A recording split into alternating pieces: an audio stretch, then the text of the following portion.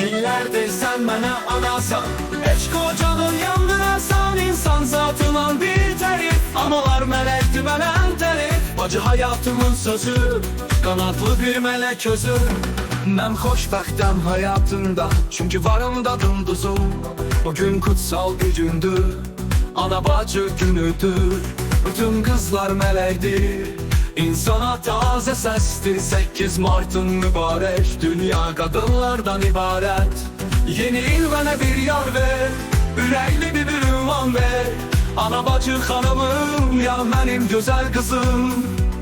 Dünya dolu məhəbbət, olsun hamımıza qismət. Olsun hamımıza qismət. Bacı hayatımın sözü, dağlı bir mələk sözü. Damlandılan dəlü duzum, olsun hamımıza qismət. Dünyaslar mələkinin sözü, qanatlı bir mələk. Özü qanatlı bir mələk, özü qanatlı bir mələk. İllərdir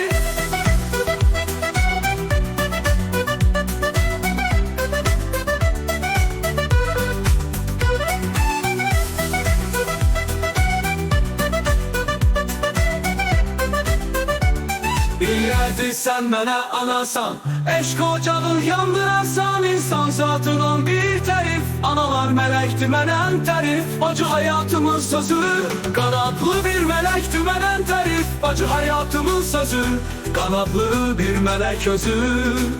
Mələk özü, mən xoşbəxtəm həyatımda, çünki varımda dımdızım. Bugün kutsal bir gündür, ana bacı günüdür. Bütün kızlar mələkdir, insana taze səsdir. 8 Mart'ın mübarek, dünya kadınlardan ibaret. Yeni il mənə bir yar ver, ürəkli bir ünvan ver. Ana bacı xanımım, ya mənim gözəl qızım. Dünya dolu məhəbbət, olsun hamımıza qismət.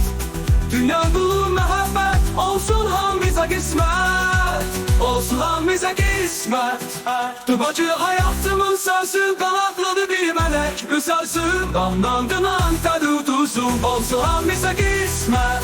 Dünyaslar mələkdir sözü, qanadlı bir mələk. Özü qanadlı bir mələk, özü qanadlı bir mələk. İllərdir olsun hamımıza qismət. Olsun hamımıza qismət. Dünyaslar mələkdir sözü, qanadlı bir mələk. Özü qanadlı bir mələk, özü qanadlı bir mələk. İllərdir olsun hamımıza qismət. Olsun hamımıza qismət. Dünyaslar mələkdir sözü, qanadlı bir mələk. Özü qanadlı bir mələk, özü qanadlı bir mələk. İllərdir olsun hamımıza qismət.